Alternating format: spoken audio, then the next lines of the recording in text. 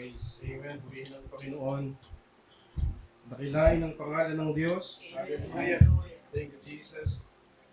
Let us all read the word of the Lord. Psalm 139, 1-4. It's not in Mark, okay? It's Jesus. Psalm 139. For the choir director of David, I psalm, Yahweh, you have searched me and know me. You know when I sit down and when I rise up. You understand my thought from afar. You scrutinize my path and my lying down, and are intimately acquainted with all my ways. Even before there is a word on my tongue, behold, O Yahweh, you know. Hallelujah. Thank you, Jesus. Tayo po'y manalangin. Thank you, Lord. Hallelujah. Patuloy ka naming sinasamba, dakilang Panginoon, makapangyarihan sa lahat, nakababatid ng lahat ng bagay. Maging ang aming pong mga kaisipan, ang laman ng aming mga puso ay hayag sa iyong harapan, Panginoon. Wala pong may tatago sa inyo. Kilala niyo po ang bawat isa sa amin, Panginoon. Sa oras na ito, Lord God, maraming salamat po for bringing us in this place to worship you and listen to thy word, O God. Father, I pray in the name of Jesus, may you quicken our hearts, our minds, Lord God. Prepare us as we receive something from you tonight, Lord. The truth that will transform us from glory to glory. Salamat po, Panginoon, dakilain ka, may taas ka sa aming kalagitnaan. Sa pangalan ni Jesus, ang lahat ay magsasabi ng Amen. Sige po, makako po kayo, mga kapatid. Hallelujah. Talagang mainit na po, ano? Hindi na kinakaya yung ating AC. At saka talagang ililid na tayo ng Panginoon na lumabas dito sa Faith House na ito. Dahil sabi nga ng Panginoon sa atin ay ang mga susunod pong taon na ay year of harvest para sa ating simbahan. Amen? So, I don't know how it will happen, but ito yung sinabi ng Panginoon, He will make it happen. Amen? Praise God. Amen po ba? Amen. Sabihin natin yung mga katabi natin. Nagagalak akong makita ko muli. I love you with the love of the Lord. Hallelujah. Amen. Binabati po natin yung mga nagbabalik bayan. Galing po sa Pilipinas. Ayan. So, halatang galing sa Pilipinas, nakaunat eh.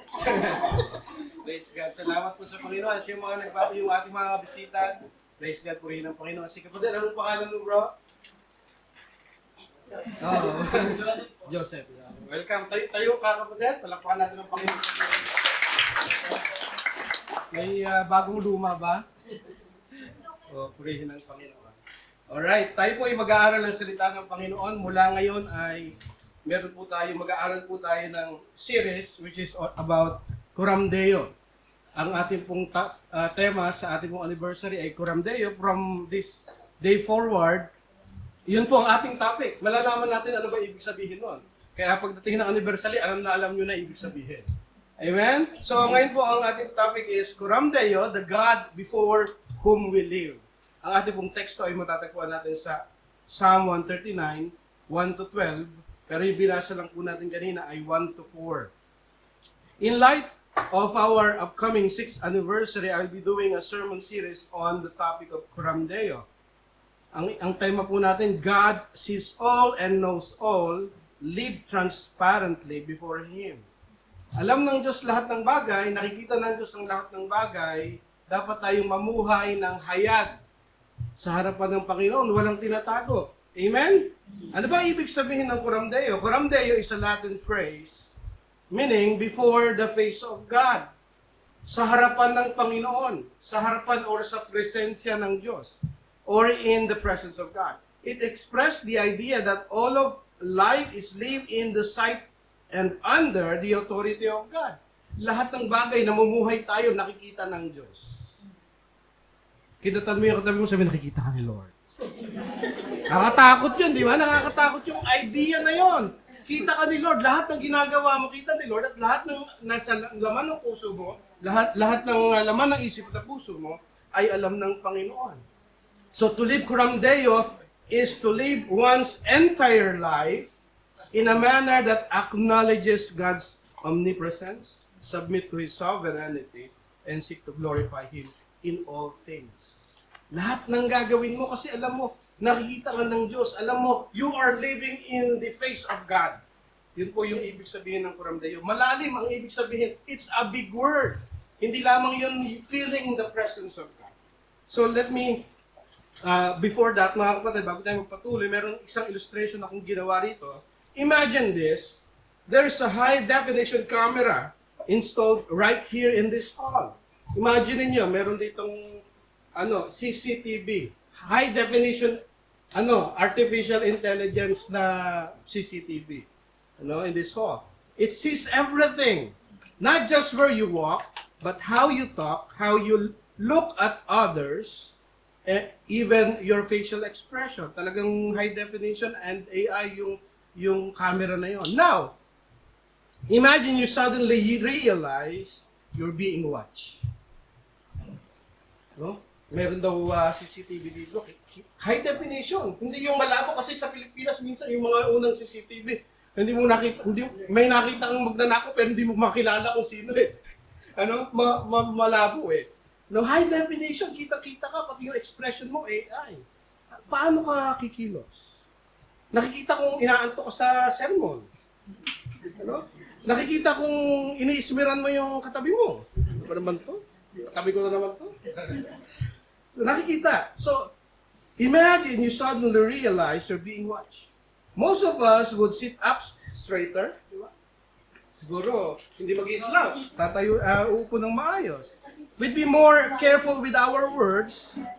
We'd avoid anything that might be misunderstood. Why? Because awareness changed behavior. Awareness changed behavior. Pag nakikita, pagka na-realize mo, nakikita ko ng misis ko. Medyo papapogi ako ng konti. Di ba? Yung mga high school, just crush. Di ba mga kapatid, gano'n yun eh. Nababago yung ating behavior pag nagiging aware tayo na nakikita tayo. But now, let us take it to another step further. Imagine the person who matters most to you, maybe your parent, your spouse, your child, your spiritual mentor, is watching that camera in real time. O, di ba kasi nga nakikita ka eh. Di ba? Naka-CCTV. Ibang bagay yung nakikita ka naka-CCTV, aware ka, okay. Medyo pupustura ka ng konti. Pero pag na-realize mo yung taong who matters most to you, yung talagang halagang tao sa'yo, nakikita yung bawat kilos mo, may lalong iba yun. Hindi naman kapatid, mas lalong iba yun.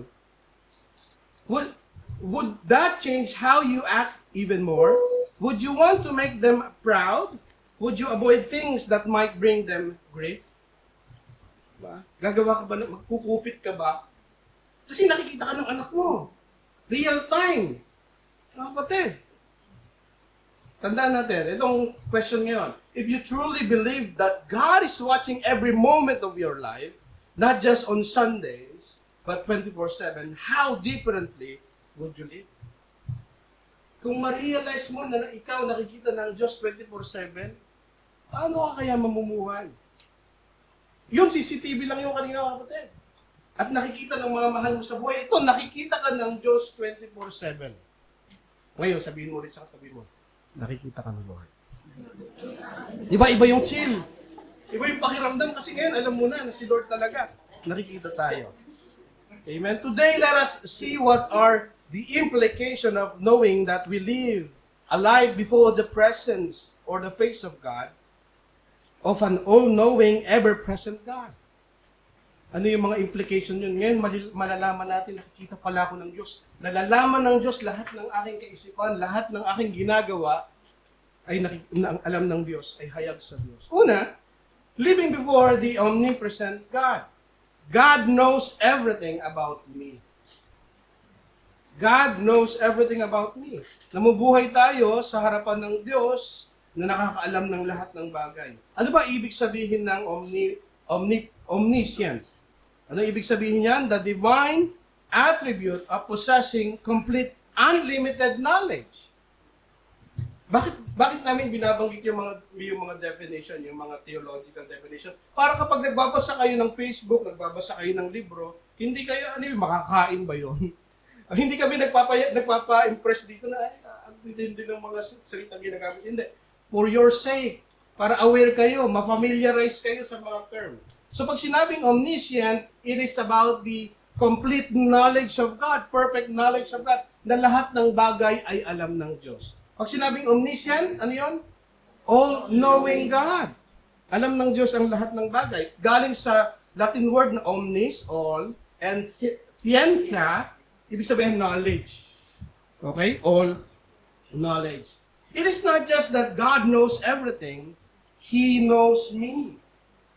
Tandaan nyo, hindi lamang God knows everything, God is not just a distant God, but He knows me. Naging personal. Kaya itong Psalm 138, personal ito mga kapatid. God is omniscient God, and yet He knows me. Kilala ko ng Diyos. God knows your thoughts, God knows your words, God knows your actions. Basahin po natin 139 verse 1 hanggang verse 3. O Yahweh, you have searched me and know me, personal. Even before there is a word in my tongue. Behold, O Yahweh, you know it all. You know when I sit down and when I rise up. You understand my thoughts from afar. You scrutinize my path and my lying down and are intimately acquainted with all my ways. God, knowing you, your thoughts, your words, and your actions, means you cannot hide anything from Him. Wala ka daw maitatago kay Lord. Sa misis mo, may itatago ka. Sa mga anak mo, may itatago ka. Kay sister, kay brother, may itatago ka. Pero sa harapan ng Diyos, wala kang may itatago. Tandaan natin mga kapatid. You cannot pretend before God. There is no point of pretending something you are not. Minsan, sa harap ng mga kapatid, sa harap ni pastor, ang bait eh. Diba? Parang Maria Clara. Parang Chinese yata yun. hindi makabasag pinggan eh. Pag sa harapan ng mga kapatid, pero pag sa harapan na ng, tandaan natin, sa harapan ng Diyos, hindi pwede. Di ba, mga kapatid? Pagka sa bahay na lang eh, nakakuya-kuy, nakataas ang bahay. Di ba? Kasi walang nakakakita. Nandiyan kayo mga kapatid. Pero tandaan natin, nakikita tayo ng Diyos. Lahat ng bagay ay hayag sa harapan ng Panginoon. There is no point of pretending. Sa Diyos, hindi uubra yung, bait-bait ko, pastor, akong pinakamabait. Good boy ako eh. Hindi pwede mga kapatid. Sa harapan ng Diyos, hindi uubra. Yung pahuli-huli natin, ako banal ako. Pag tinaas mo ang kamay mo, dapat sincere ka kasi alam ng Diyos ang laman ng puso mo. Amen? God knows everything. Kaya yung word na hypocrisy, yan ay isang ayaw na ayaw ni Lord. Hypocrisy is one thing God hates. Yung Greek word niyan, hypocrisis, ibig sabihin means that acting of a stage player wearing a mask. Yun ang ibig sabihin ng original word na hypocrisis. Ano ibig sabihin? Artista. Artistang merong mask. Sabi mo, huwag kang artista. Wala artista rito mga kapatid. Kasi bakit? Everything is laid bare before God. Kita ng Panginoon yan eh. Means the acting of a stage player wearing a mask. Jesus rebukes hypocrisy more harshly than many other sins. Especially among religious leaders. Ito yung isa sa pinaka-rebuke ni Lord eh. Ayaw na ayaw ni Jesus yan. Yung mga hipokrito na mga Pharisees, mga pare, talaga namang napaka-holy sa harapan ng mga tao. Pero kilala, hayag sa harapan ng Panginoong Yesus. Kilala nila yung puso, alam ng Panginoon yung mga puso. Puro pakitang tao. Ayaw na ayaw ni Lord yan. Mga kapatid, bawal yung hypocrisy. Jesus rebukes hypocrisy more harshly than many other sins. You may say, then I will live as who I am being frank and disrespectful. Yun ang, sige. Ayaw pala ni Lord ng hipokrito eh. Hypocrisy. Ayaw ni Lord yan. Eh, mabubuhay na lang ako ng gusto ko. Ay, gusto kong maging prank. Magiging prank ka. Tama ba yun? Tignan natin mga kapatid. Or use an excuse, I am just being real. Say what I feel. Kung papakatotoo lang ako, pastor. Tapos kung ano na yung lumalabas sa bibig natin. We don't care offending people. Yun ba yung kasama sa hypocrisy? Hindi mga kapatid. No? I say what I feel. Godly truthfulness is different from selfish expression. Yung pagiging totoo, no, na naaayon sa kalooban ng Panginoon, ay kaiba yun mga kapatid sa tinatawag na selfish expression. Ano yung selfish expression? I will do whatever I want. Ganito na ako eh. Pinanganak na akong barumbado eh. Yeah, parang si Robin Padilla. Ganito na ako eh. Walang pakailam. Huwag kang makakailam. Diba? Huwag mong pakailaman. Ganito akong magsalita eh. Wala akong respeto. Hindi yun po mga kapatid. Hindi yun tinutukoy dito. Being respectful is different from being hypocrite. Respect yun mga kapatid. Hindi yun selfish expression. Take note that there is difference between hypocrisy and respectful behavior. Magkaiba yung pagiging hipokrito sa pagiging pagrespeto ng ibang tao, pagkilos ng mayroong respeto sa ibang tao. The motive of hypocrisy is to appear righteous. Tandaan nyo, magkaiba yun. Hindi natin pwede dahilan, hindi, ganito na ako eh. Prank ka lang. Hindi pwede. Bakit ba mga kapatid? Anong pagkakaiba? Hypocrisy is to appear righteous. While the motive of respectful behavior is to show honor and love. Bakit maayos kang makitutong sa mga tao? Bakit may pagrespeto ka sa mga tao? Peke ba yun? Hindi. Pagrespeto yun sa ibang tao. Bakit ginagalang mo yung kapatid? Bakit ginagalang mo si pastor? May respeto ka out of love. Pero yung hypocrisy, mga kapatid, out of what? Self-righteousness. Pretension. Nagpapanggap. Magkaiba yun. Magkaiba. Okay? The motive. The goal of hypocrisy is self-image. Bakit yung goal ng hypocrisy, pagiging hipokrito, para maging makita, kagalang-galang ako eh. Diba? Yun yung goal mo. Pero ang goal ng respectful behavior is for others' good and for God's glory. Para maayos. Makikita natin yung pagkakaiba. Hindi natin pwedeng sabihin, hindi, nagpapakatotoo lang, tapos you don't respect people. Hindi pwede mga kapatid. God knowing you means He understand you more than you understand yourself. Naiintindihan ba natin ang ating sarili? Minsan hindi, di ba? Nandiyan kayo kapatid? Minsan hindi ko nga maintindihan ang aking sarili. Nag-uusap sila. Minsan hindi natin maintindihan, pero ang Diyos, kilala tayo at naiintindihan tayo. Amen? God knowing you means He understands you more than you understand yourself. This truth is indeed comforting. Your deepest fears, doubts, motives, and inner conflicts are known to God. Even the ones you don't have words for. Kahit hindi mo sabihin kay Lord, alam niya eh. Yung mga pain, yung mga fears, yung mga doubt na meron ka, hindi mo naiintindihan, pero naiintindihan Lord because He knows you. God is an omniscient God. It is not just all your thoughts that are known to God, but also all your actions. The phrase, my downsitting and my uprising is a figurative word or speech that refers to all movements and activities. Kasi sinabi ni King David you know my sitting, you know my uprising. Anong ibig sabihin nun? It's a metaphorical statement na nangangahulugan ng lahat ng ginagawa ko ay alam ng Diyos. Yun yung ibig sabihin ng mga kapatid. Alam ng Diyos lahat ng ginagawa natin. From the smallest to the greatest. Maliit na ginagawa mo at malaking ginagawa mo, alam ni Lord yan. Similarly, Jesus said, even the hair of your head are all numbered, showing that God's knowledge of us is complete and detailed.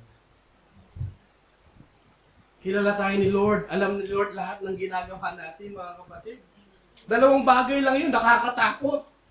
At saka nagbibigay ng comfort. Diba? Alam ni Lord eh. Dalawang bagay lang yun. God's perfect knowledge is protecting and guiding us. Ito yung maganda. Pinoprotektahan tayo. Psalm 139 verse 5 to 6, basahin natin. You have enclosed me behind and before, and you have put your hands upon me. Such knowledge is too wonderful for me. It is too high, I cannot attain to it. The Hebrew word here for enclosed is char. Can also mean to surround. Yung parang hem, mga kapatid. Hem in or encircle. Either for protection or for prevention. Dahil nga alam ni Lord lahat eh. Alam ni Lord nang iniisip mo, bago mo pa nga yung words mo, bago mo pa sabihin ay alam na ng Panginoon. Lahat ng action mo, kalititan, alam ng Panginoon. Kaya naman, yung knowledge ng Lord na yun ay also, it protects us. May mga nangyayari sa buhay natin na hindi natin naiintindihan. Eh bakit ako hindi sinagot nung inililigawan ko nung high school? Abay, baka iningatan ka ng Panginoon. Baka iningatan ka ng Panginoon sa batong ipupuktok mo sa ulo mo. Di ba? Kaya kayo kapatid, eh bakit hindi ako napasok doon sa napakagandang kumpanya? Baka iningatan ka lang ng Panginoon, baka malayo ka sa Kanya. God's full knowledge is also protecting us. Alam ng Lord eh, lahat ng bagay. It's also a protection and prevention. Such knowledge, sabi ni King David, is too wonderful. Talagang napakadakila, napakaganda ng knowledge ng Panginoon. David is overwhelmed by the thought that God is intimately involved in smallest details of his life, his thoughts and his action and his words. So anong makikita natin dito ang application? God knows our thoughts, action, motives, and words before we speak them. He knows the smallest details of our lives. Anong gagawin natin? Live honestly. Sabihin mo sa tabi mo, live honestly. Magpakatotoo kay Lord. Di ba mga kapatid? Live honestly before God. There's no point in pretending. Take comfort that even He knows every sins you commit. He is gracious and merciful towards you. Ito pa, very comforting to eh. Yes, God knows everything. God knows every detail of your life, every thought, every words, every action. And yet, iniibig ka pa rin hanggang ngayon ng Panginoon. Isn't it that comforting and experiencing the love of God? Talagang mararanasan mo yung pag-ibig ng Panginoon. Alam ni Lord yung ginawa ko kahapon. Yung kanina, inisip ko, alam ni Lord. Pero hindi pa niya ako tinutsugi. Hindi pa niya tinatapos yung buhay ko. Ang tindi ng patience ni Lord sa atin eh. Pinag-isipan ko nung masama yung katrabaho ko kanina eh. Alam ni Lord yun, mga kapatid. Kaya kayo, yung maliliit na pangungupit natin, alam ni Lord yan eh. Pero yung pag-ibig ng Panginoon, nandun pa rin eh. Mahal na mahal tayo ng Diyos. God is an omniscient God. We are living before the omniscient God. Alam ng Panginoon lahat ng bagay. Pangalawa, living before the omnipresent God. Kanina omniscient, ngayon omnipresent. God is always present with me. Psalm 139:7-8, basahin natin. Where can I go from your spirit? Or where can I flee from your presence? If I ascend to heaven, you are there. If I make my bed in Sheol, behold, you are there. So anong ibig sabihin ng omnipresent? Omnipresent is the attribute of God by which He is present everywhere at all times. Kanina, God knows everything. He has perfect knowledge. Ano yun? Omniscient. Ayan, alam nyo ha? Then pangalawa, omnipresent. Ibig sabihin, God is present everywhere at all times. Amen? Saan galing din yan? Sa Latin galing din. Omnis meaning all or every. And prescience meaning present. So lagi siyang present, lagi present si Lord sa ating buhay. It is not just that God is present everywhere or everywhere. He is everywhere with me. Kanina, God is omniscient, yes, and He knows me. Pero ngayon, God is present everywhere and He is present everywhere with me. He is everywhere with me. Kanina, alam ng Diyos lahat ng bagay, maging ikaw ay alam ng Diyos. Ngayon, ang Diyos ay nasa lahat, kasama mo. Kasama natin personally, mga kapatid. God's presence, number one, brings conviction. Yung presensya ng Diyos, nalalaman mo, ang Diyos ay narito. You are living before Coram Deo, living before the face of God. Anong ibig sabihin nun? God's presence brings conviction. Because you are living before a holy God. Kaharap mo ang banal na Diyos. Anong mangyayari sa atin? Magkakaroon tayo ng conviction.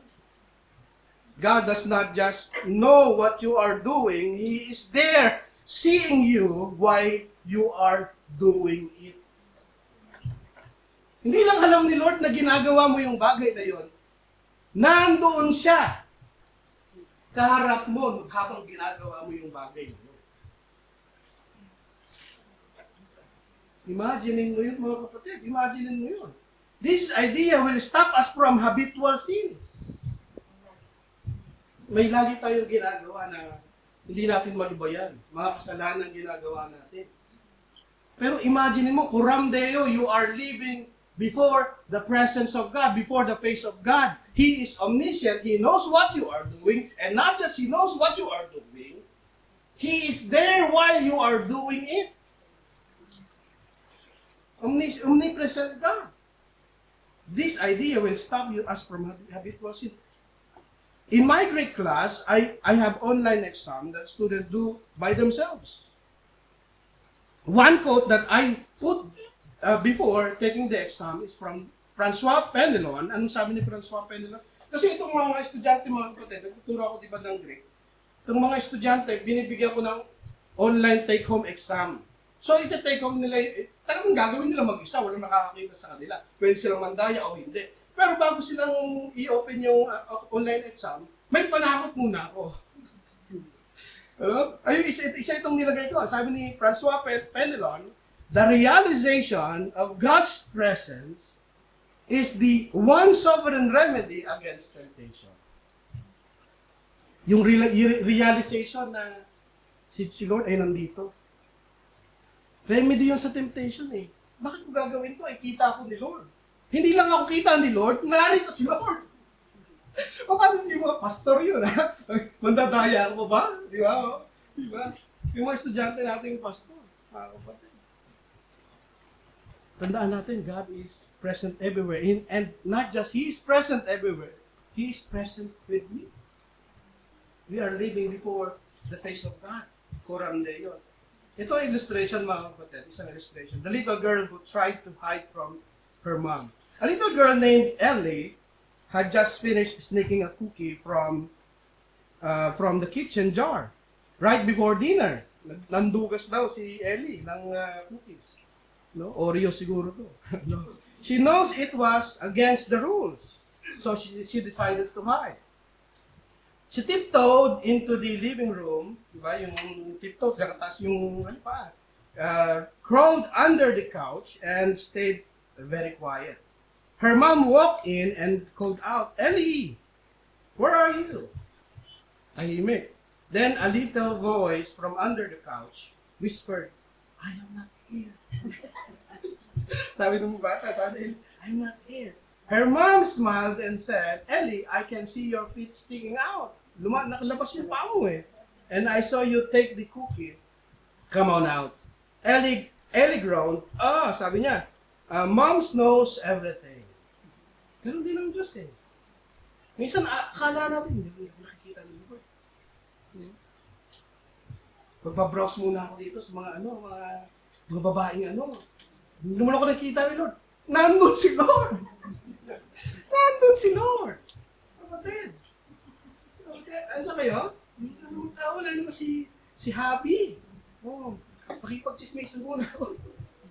Gagawa muna ako ng kalokohan. Hindi, nandun si Lord.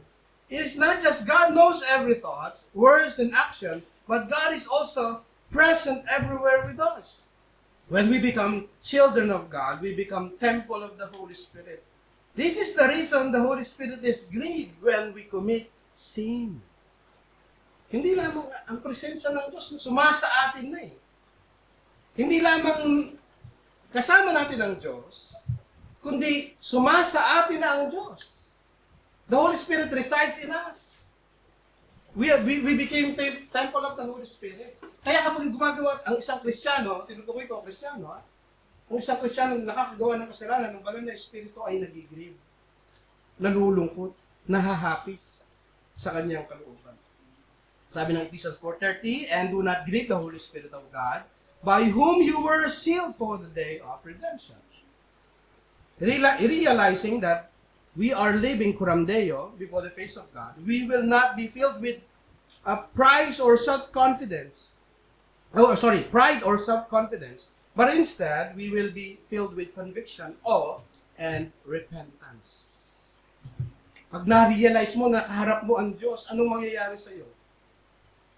Marirealize mo isa kang makasalanan eh. Diba? Marirealize mo, sino ba ako? Nasa presensya ako ng makapangyarihan at banal na Diyos. Kaya si Peter, ang sabi ni Peter, like Peter when he said, depart from me, for I am a sinful man. Or, here in your presence, we are undone. Diba? Yun yung kakantayin ng mga kapatid eh. Kapag nasa presensya ka ng Diyos, yun ang marirealize mo, sino ba ako?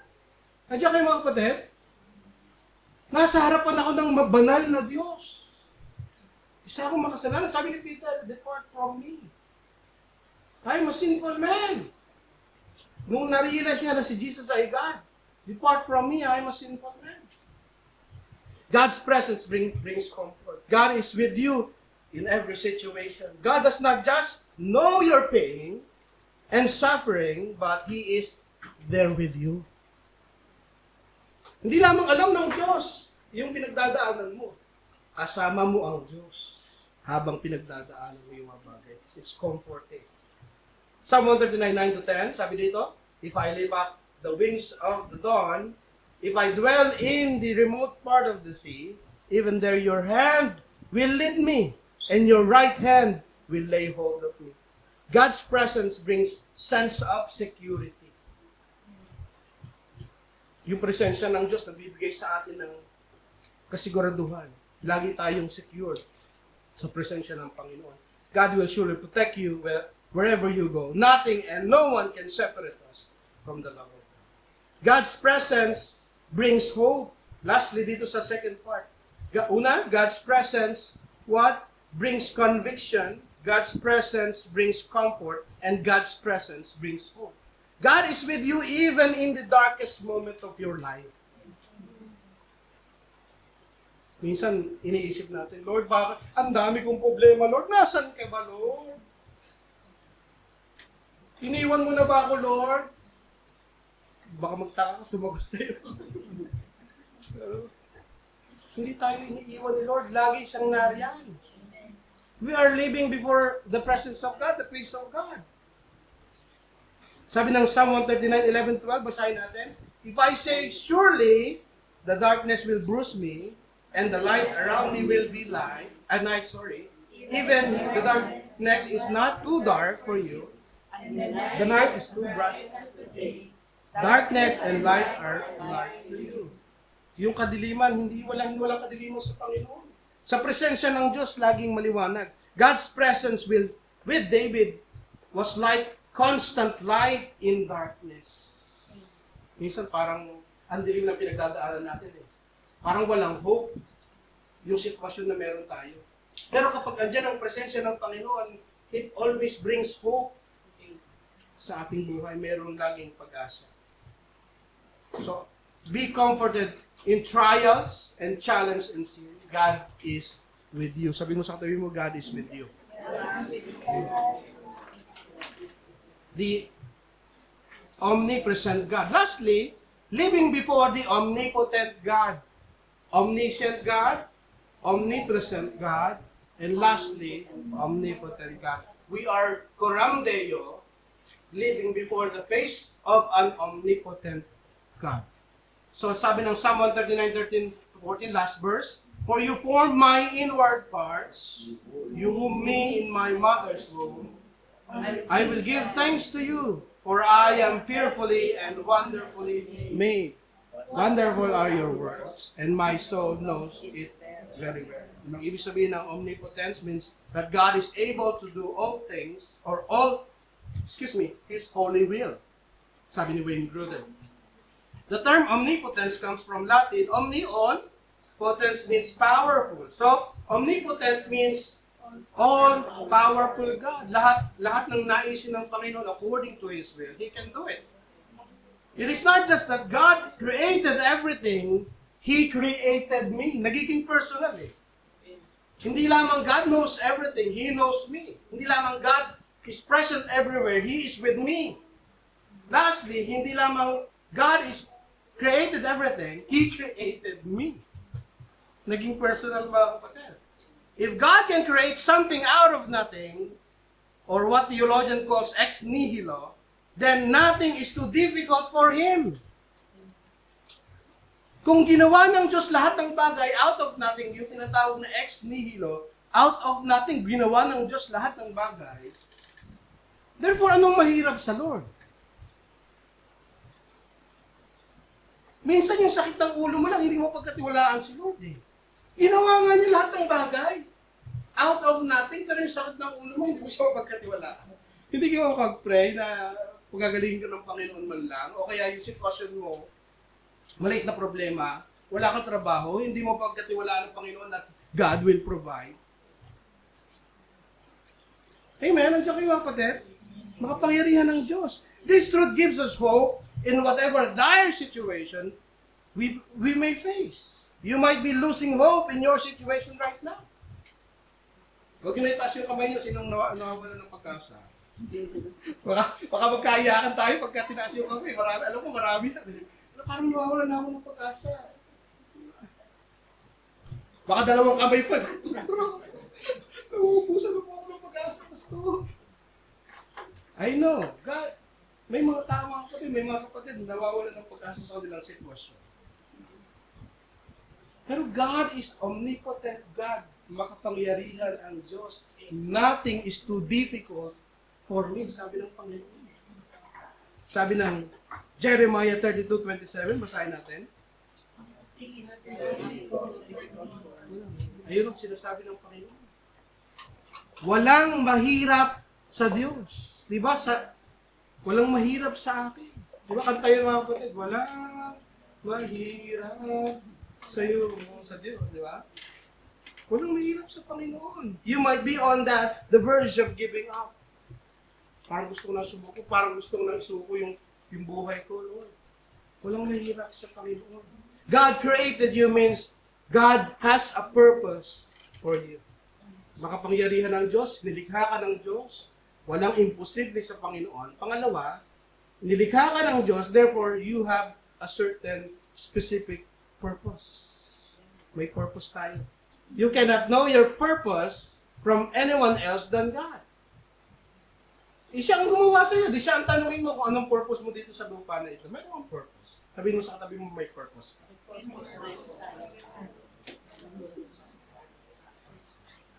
Our main purpose here on earth is to give glory to God. Yan yung number one purpose natin. Anong purpose natin? Number one, to give glory to God. Magbigay kaluguran sa Panginoon. Secondary, may mga specific purpose ang Panginoon sa atin. May pinagagawa ang Diyos. Nag-i-exist ka.